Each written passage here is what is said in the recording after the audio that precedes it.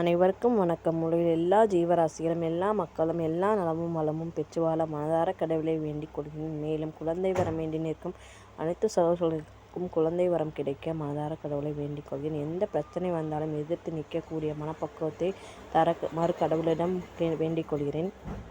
நம்மளுக்கு எத்தனை பிரச்சனை இருந்தாலும் முக்கிய மூலக்காரம் பண பிரச்சனையாக இருக்கும். கடன் தொல்லை, பணம் சம்பளம் அதிகமாக கொடுக்கல, அப்புறம் பார்த்திங்கன்னா தொழில் வியாபாரத்தில் நம்ம லாபம் எடுக்க முடியல அப்படின்ற பிரச்சனைகள் நிறையா இருக்கும். இதுக்கு வந்து நம்மளோட அதிர்ஷ்டம் மட்டும் இல்லை, நம்மளோட அம்மனோட அருளும், அதாவது அம்மனோட தனலட்சுமியோட அருளும் நம்மளுக்கு இருக்கணும்.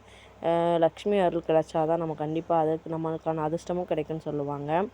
அதுக்காகத்தான் வாழ்க்கையில் முக்கியமாக வெற்றி பெறணும்னா திட்டமிடல் இருக்கணும். திட்டமிடல் இருந்தாலே நம்ம சரியான முறையில் வாழ்க்கையில் கொண்டு போகலான்னு சொல்லுவாங்க. அதை வந்து நம்ம வழி நடத்துறதுக்கு நம்மளுக்கு கடவுளோட அருளும் தேவை. கண்டிப்பாக எல்லோரும் பொதுவாக நம்ம நினச்சி வேண்டுறது எப்போலாம் நம்மளுக்கு நல்லபடியாக விடிவு காலம் பிறக்கும் அப்படின்றத தான் நம்ம நினச்சி வேண்டுவோம். அப்படி நம்மளுக்கு வந்து வழிகாட்டுறதுக்கு முக்கியமாக அந்த வரலட்சுமி நாளை வந்து நம்ம பயன்படுத்திக்கலாம்.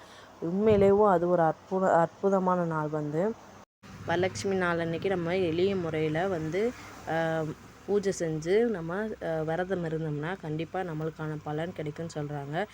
செல்வம் வளம் பெருகும், மேற்கொண்டு நம்மளுக்கு மாங்கல்ய பலம் கிடைக்கும் அப்படின்னு ஒரு ஐதீகமாக வழிபட்டு வராங்க.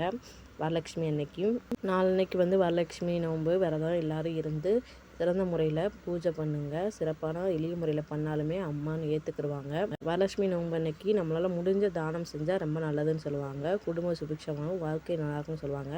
அதாவது ரொம்ப பெரிய அளவில் இல்லாட்டி சின்னதாக வந்து பசுவிற்கு கீரை வாங்கி கொடுக்கறது, அப்புறம் எறும்புக்கு வந்து அரிசியை வந்து அரைச்சி அதாவது பொடியாக்கி எறும்பு இருக்கிற இடத்துல கொண்டு போய் கொஞ்சம் தூவி விட்டோம்னா அது சாப்பிட்டுக்கிறோம். கண்டிப்பாக அதற்கான பலன் நம்மளுக்கு கிடைக்குன்னு சொல்லுவாங்க. நன்றி.